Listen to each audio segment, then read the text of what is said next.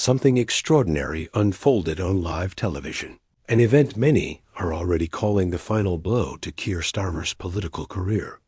In a moment that left the nation stunned, a series of explosive revelations about the Labour leader were broadcast, sparking immediate outrage, media frenzy, and turmoil within his own party.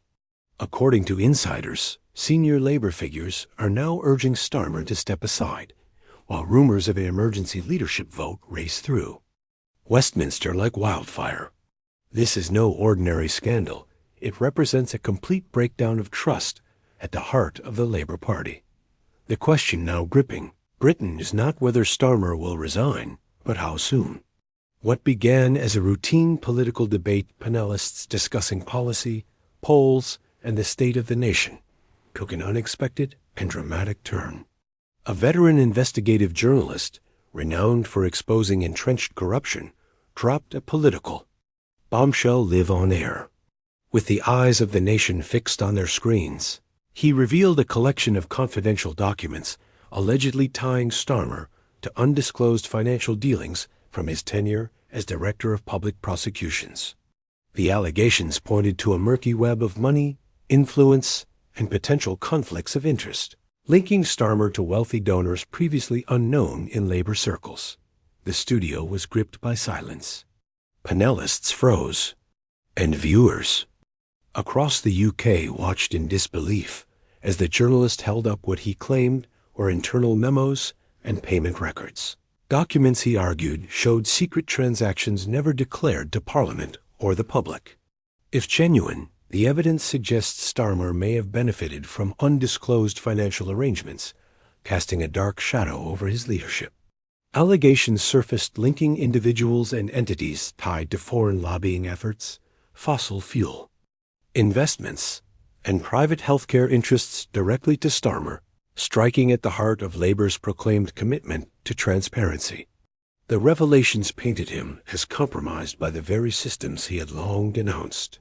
Within minutes, social media exploded hashtags such as hashtag #STARMleaks, hashtag #ResignNow, and hashtag Labour Crisis surged to the top of X, formerly Twitter.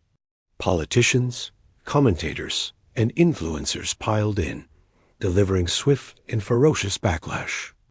Critics accused Starmer of blatant hypocrisy, pointing to his repeated calls to root out cronyism and corporate influence in politics, while supporters, shocked and bewildered, pleaded for clarity.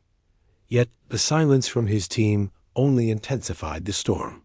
Labour HQ scrambled to respond, rushing to arrange a press conference where Starmer appeared visibly rattled, though he denied all wrongdoing, dismissing the leaks as politically motivated fabrications designed to discredit Labour. His statement fell flat. Crucially, he avoided directly addressing the leaked documents or explaining the source of the alleged payments, leaving behind only ambiguity and greater suspicion. Headlines across every major outlet amplified the crisis, and by day's end, what began as damage control had escalated into a political emergency. Internal sources revealed growing unrest within Labour's shadow cabinet, with some members demanding answers and even threatening resignation unless a full independent investigation was launched. Insiders described the atmosphere as tense, divided, and dangerously close to collapse. At the grassroots level, members voiced their fury online. Many felt betrayed, with one activist writing, "I knocked on doors for this party, and now I feel utterly deceived." He had once stood in the rain, campaigning for change, but now the most devastating blow did not come from the opposition. It came from within Starmer's own party. A prominent backbencher, who had previously supported him, publicly called for his resignation, declaring that trust had been broken beyond repair. The statement sent shockwaves through Westminster and was soon echoed by others who had, until now, remained silent. The image of a united Labour Party began to fracture in real time, with journalists documenting every crack forming at the very core of its leadership. Outside Parliament, the reaction was no less fierce. Civil society groups demanded transparency. Political watchdogs pressed for urgent scrutiny, and the Electoral Commission announced it was reviewing the broadcast materials for potential breaches of campaign finance rules. Opposition leaders wasted no time seizing the moment Rishi Sunak demanded accountability in the Commons. Reform UK's Richard Tice accused Labour of deceiving the public under a mask of morality, and even the Liberal Democrats urged Labour MPs to stand up for democracy and trigger a leadership review. This scandal cut deeper than most because it struck at the very foundation of Starmer's political identity. He had risen to prominence on promises of honesty, integrity, and a new direction, positioning himself as the grown-up in the room who would restore faith in politics after the chaos of the Corbyn years and the turbulence of Conservative rule. But with these revelations hanging over him, that carefully crafted image was cracking wide open. As night fell, Starmer's fate remained uncertain, but one truth was undeniable. The ground beneath his leadership was crumbling rapidly, and talk of succession inside Parliament was already beginning to swell, with Angela Rayner's name among the first to surface. West Streeting and Lisa Nandy suddenly became the center of speculation, with many wondering whether they would stand behind Starmer or begin positioning themselves for a post-Starmer Labour Party.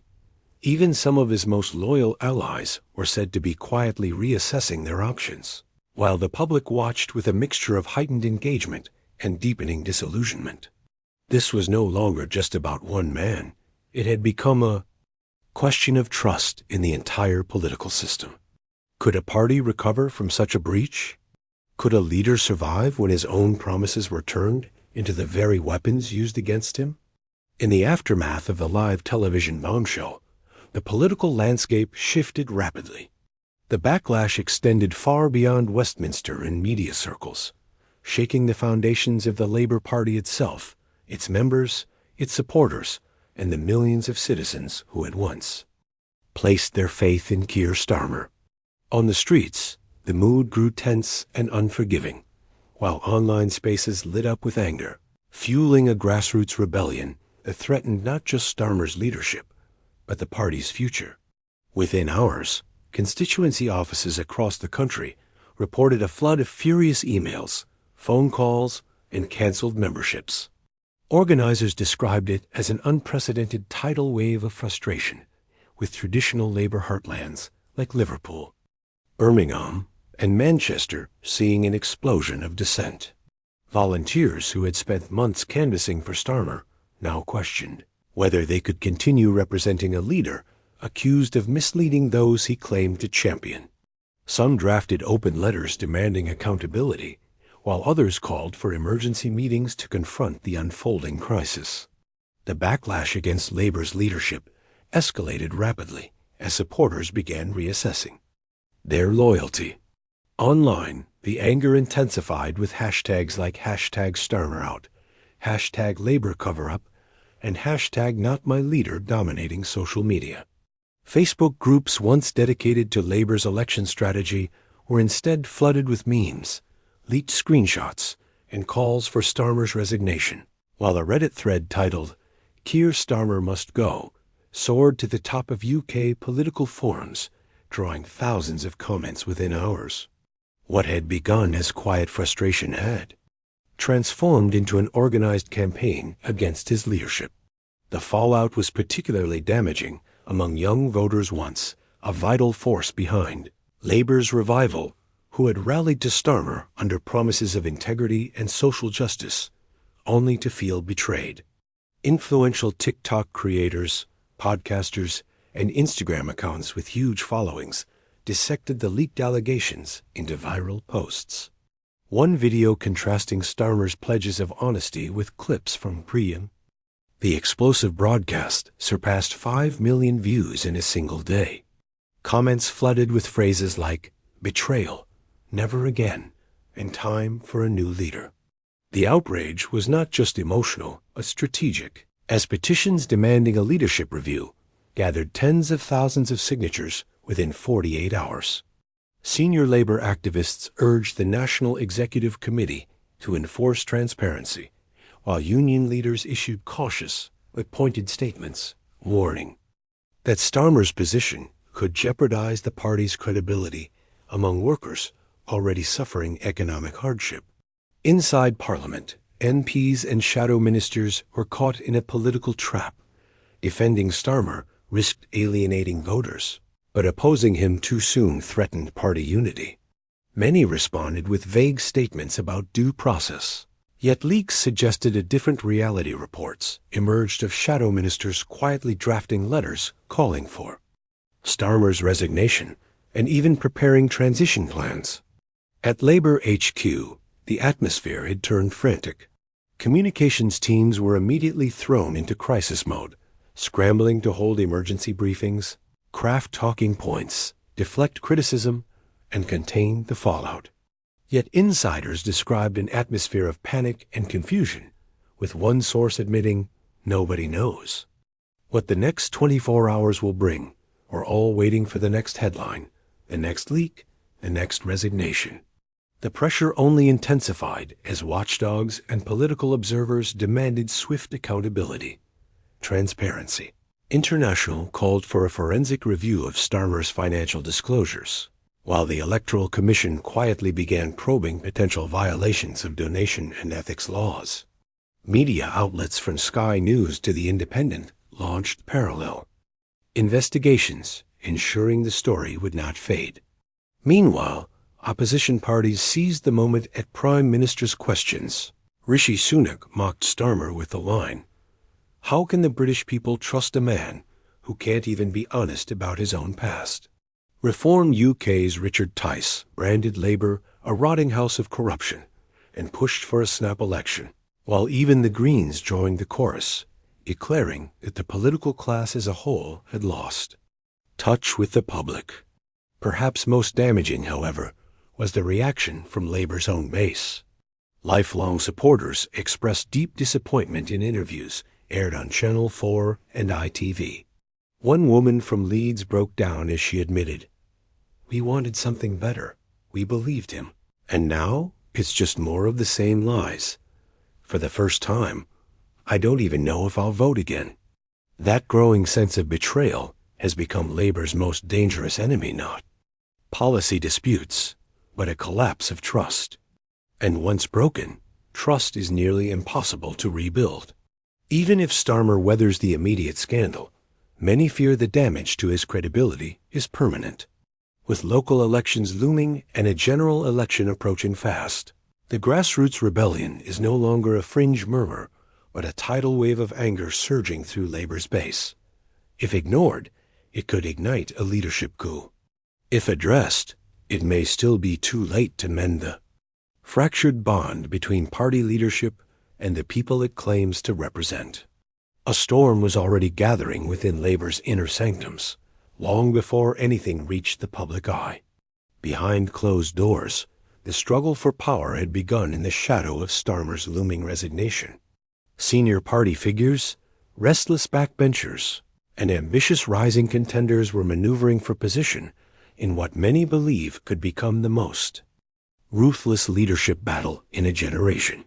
The once steady corridors of Labour HQ, once defined by cautious optimism and meticulous strategy, had transformed into a landscape of paranoia, secrecy, and raw ambition. Insiders confirm that secret meetings are happening almost daily, often away from cameras and press scrutiny, drawing in both seasoned MPs and the new generation of power players. With Starmer increasingly isolated, his loyal allies are working desperately to hold their ground, while rivals quietly sharpen their knives. Every statement, leak, and carefully crafted non-denial is being dissected by factions that see an opening to permanently alter Labour's direction. Among the most whispered names is Angela Rayner. Once viewed as a loyal deputy, her calculated silence since the scandal erupted has only heightened speculation. Many on the Labour left believe she could emerge as a unifying figure, capable of bridging the party's working-class base with its progressive metropolitan wing. Leaked WhatsApp messages suggest grassroots activists in Momentum are already rallying behind her, branding her the people's choice in a moment of moral collapse. But Rayner is far from the only contender. Wes Streeting, the shadow health secretary, is said to be in quiet campaign mode, leveraging his sharp media presence and centrist instincts to consolidate support among the right flank and those disillusioned with Starmer's hesitancy. Behind the scenes, he has been hosting discreet dinners with donors, strategists, and marginal seat MPs, each encounter carefully designed to build momentum for a leadership bid grounded in what he calls ruthless electability. Meanwhile, Lisa Nandy is emerging as another serious figure. Though publicly reserved, she has been actively engaging union leaders and regional organizers, two groups that could prove decisive in a leadership contest. Her strength lies in her authenticity and her regional focus, qualities that resonate with those who believe Labour has drifted too far into London-centric politics. For many, Nandy represents a potential path back to the party's heartlands, a chance to restore its roots at a time of existential uncertainty. Unions are now openly questioning their future support for Starmer, while an alternative name is gaining traction in ways few had anticipated. At the same time, the party's left flank is making itself heard. Figures such as Zara Sultana and Richard Bergen, though not seen as credible leadership contenders, are actively shaping the internal debate. Their calls for a return to core socialist values, public ownership, wealth redistribution, and grassroots democracy are striking a chord with younger members and activists. Whether or not a formal left-wing challenger emerges, their influence on the party's direction is undeniable. Within Starmer's inner circle, however, the mood has soured. Multiple senior aides have resigned, others are skipping internal briefings, and morale has collapsed, with loyalty giving way to self-preservation. One insider described the atmosphere as rats fleeing a sinking ship, as even long-standing allies begin to distance themselves from the embattled leader. Starmer himself is reportedly torn desperate to clear his name and disprove the allegations, yet aware that his credibility both inside and outside the party may be irreparably damaged. The crisis now extends beyond his leadership. It has become a battle over Labour's identity and survival.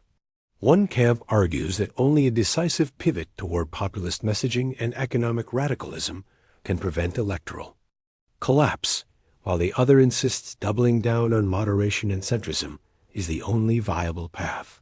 This ideological rift, long suppressed during Starmer's tenure, has now erupted into open warfare, with meetings descending into bitter arguments, texts leaking to journalists within minutes, and senior figures briefing against each other with increasing boldness. Even Labour's National Executive Committee, the party's governing body, is under mounting pressure to step in.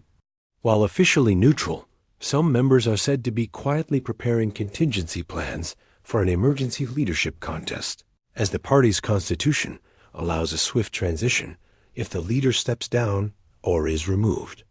Adding to the turmoil, new polling shows a sharp and sustained decline in public trust, with focus groups branding Starmer weak, untrustworthy, and no different from the rest. Major donors are growing uneasy as well, with at least two reportedly freezing future commitments until the party's direction becomes clearer.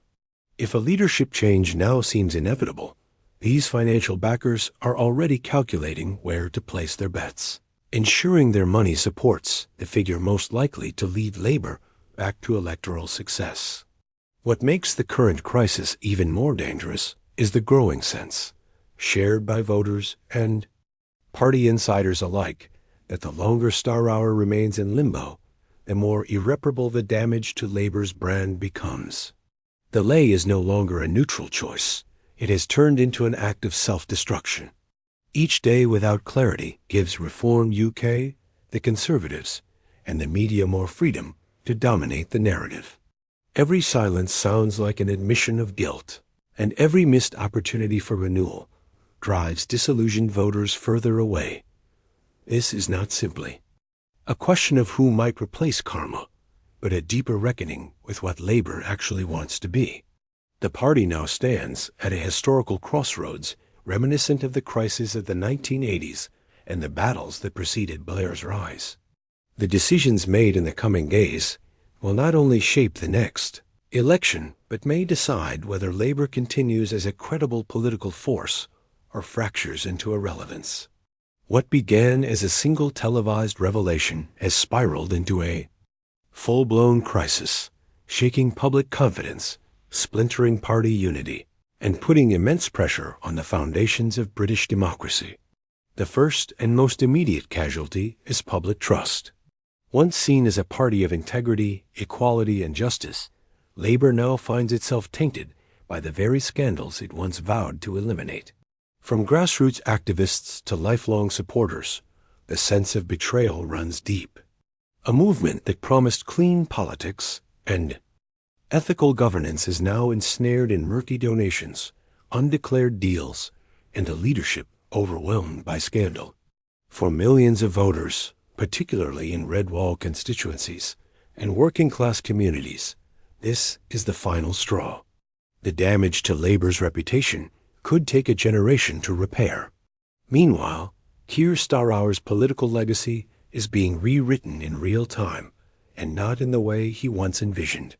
He entered the leadership as a man of law, pledging competence, accountability, and an end to the chaos of the Corbyn years. But his downfall, if confirmed, will not be remembered for policy failures or electoral defeats. It will be remembered as a collapse born of secrecy, disconnection, and scandal. His silence on key issues, his inability to rally the party behind a clear vision, and now the cloud of allegations, whether proven or not, have left a permanent stain. The man who vowed to restore trust in politics may ultimately become the very symbol of why that trust has evaporated. And yet, the deeper concern goes beyond Starmer himself. It reaches into the heart of Labour's identity and the uncertain future of the United Kingdom's political landscape. The broader political system is now under intense scrutiny, with the British public increasingly weary of what they see as a corrupt, self-serving elite and establishment made up not only of politicians, but also media figures, corporate donors, and unelected advisors. In recent months, scandals have engulfed nearly every major institution, each one eroding public trust in democracy even further. The latest crisis has only added fuel to the fire, amplifying calls for reform in areas such as electoral processes, party funding transparency, and stricter parliamentary codes of conduct. If this scandal sparks genuine institutional change, it could serve a higher purpose. But if dismissed, it risks pushing Britain deeper into political apathy and division. For the Labour Party, recovery will be long and difficult. As rebuilding trust requires more than simply replacing a leader, it demands a fundamental overhaul in how the party engages with the public, selects its candidates, and communicates its vision. Whoever succeeds Starmer will inherit a fractured base, skeptical trade unions, and a hostile media eager to exploit every misstep while also contending with the growing threat of smaller parties like Reform UK on the right and the Greens and Liberal Democrats on the left and centre. Labour can no longer assume its status as the natural alternative to Conservative rule. It must earn that position again through authenticity and action. With the general election looming, the long-term electoral stakes are clear. Labour's hopes of forming the next government hang by a thread, while the Tories, despite their own divisions, will seize every chance to paint Labour as weak, divided, and untrustworthy. Meanwhile, insurgent parties will court disillusioned voters with promises of bold reforms and fresh beginnings, raising the prospect of a fragmented parliament, unstable coalitions, or worse, a collapse in turnout to historic lows. For younger voters, the situation is particularly critical. Many supported Labour in hopes of real change, but now feel betrayed, disillusioned, and cynical. If the next Labour leader fails to re-engage them by addressing urgent issues such as climate justice, affordable housing, and democratic accountability, the party risks losing an entire generation. In an age where politics is shaped as much by viral videos, online movements, and digital activism as by speeches in Westminster, Labour must rethink not only how it communicates, but also who it claims to represent. Meanwhile, within Parliament itself, the political mood is already beginning to shift. Privately, many now acknowledge that something fundamental has shifted. The old methods of crisis management denial, delay, and distraction no longer work in a 24/7 media environment dominated by social media outrage and public skepticism. Future leaders will need to be more transparent, more responsive, and more aligned with the values of ordinary people. The age of spin is fading, giving way to an age of scrutiny, and those unable to adapt will inevitably be swept aside. If and when Keir Starmer's resignation comes, it may close one chapter, but also open another uncertain and fraught with possibility. Will Labour rise from the ashes with renewed clarity and purpose, or will it fracture further, consumed by its own contradictions? Will British politics embrace reform and renewal, or sink deeper into cynicism and decline?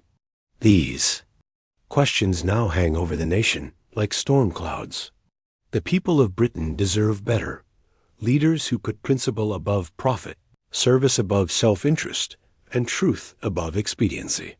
Whether this scandal sparks real transformation depends not only on Labour, but also on the vigilance and voice of the public. Democracy, after all, is not just about elections. It is about accountability, participation, and the courage to demand better. One thing is certain: British politics stands at a breaking point. The coming days will decide not only Starmer's fate, but also the direction of the country. History will judge whether this moment becomes a collapse or a turning point toward renewal.